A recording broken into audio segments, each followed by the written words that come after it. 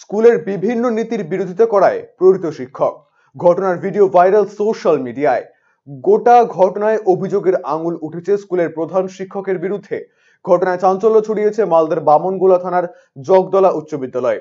জানা গিয়েছে, শুক্রবার দুপুরে বিভিন্ন বিষয়ে স্কুলে বৈঠক ডাকেন প্রধান শিক্ষক প্রদীপ কুমার মিশ্র। সেখানে ছিলেন পরিচালন সমিতির সভাপতিও। পাশাপাশি উপস্থিত ছিলেন বেশ কয়েকজন বহিরাগত।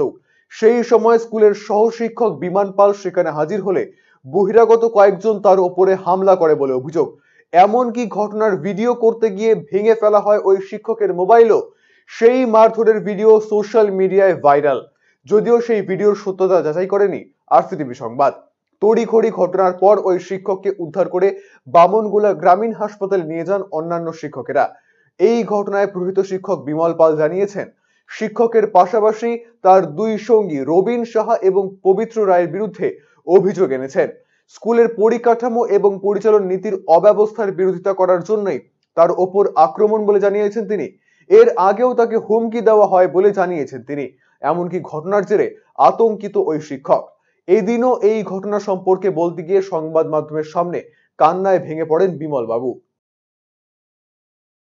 দুপুরের পরে আমাকে প্রেসিডেন্ট স্কুলে ডেকেছিল যে এখন অবধি আমাদের স্কুলে নির্দিষ্টভাবে কোনো রুটিন হয়নি, বিভিন্ন রকম সমস্যা ছিল। যেই আমি স্কুলে ঢোকার পরে প্রেসিডেন্ট যেহেতু এইচএম এর রুমে বসে, আর কালকে এমসির মিটিং হওয়ার কথা ছিল, তো এইচএম এর রুমে যখন যেই ঢুকি তখন দেখি যে প্রেসিডেন্ট ওখানে রয়েছে আর বাইরে থেকে বহিরাগত অনেকজন ছেলে পেলে ওই এইচএম এর রুমে উপস্থিত। তো তার মধ্যে তো আমি বেশিরভাগ জনকেই চিনি না, তার মধ্যে যে দুজনকে আমি চিনি, একজনের নাম রবিন সাহা আর একজনের নাম পবিত্র রায়। না, ওরা স্কুলের কোনো পদে নেই, কোনো দায়িত্বে নেই, কিচ্ছু নেই। যে প্রেসিডেন্ট রয়েছে আমাদের স্কুলের, এবার ওরা মাঝে মধ্যে স্কুলে আসে, এসে নিয়ে আমাদেরকে থ্রেট করে। বিশেষ করে নির্দিষ্ট কিছু শিক্ষককেই থ্রেট করে, আর বাদবাকি শিক্ষককে কিছু বলে না।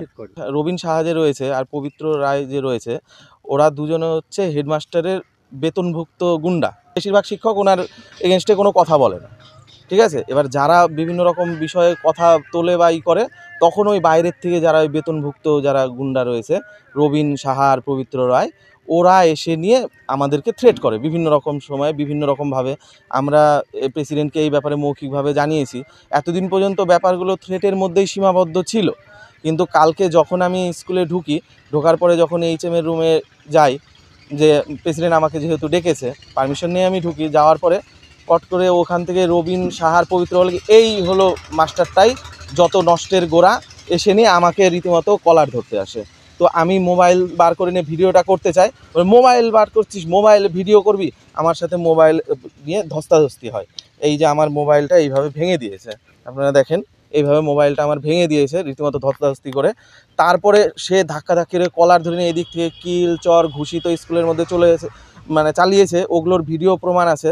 তারপরে আমি ভয়ে ভীত সন্ত্রস্ত হয়ে নিয়ে আমি বলি যে আমি পুলিশকে সব কিছু বিষয় জানাবো। বলছে কোন পুলিশ, কোন বাবা তোর কি করে আমি দেখবো, তোকে কে বাজায়, জগদলা তুই চিনিস না, তুই কত বড় হরিদাস পাল হয়েছিস। এটা জগদলা উচ্চ বিদ্যালয়ের ঘটনা, আমি জগদলা উচ্চ বিদ্যালয়ের শিক্ষক। অন্যদিকে ঘটনার পরে শনিবার স্কুলে আসেননি প্রধান শিক্ষক প্রদীপ কুমার মিশ্র।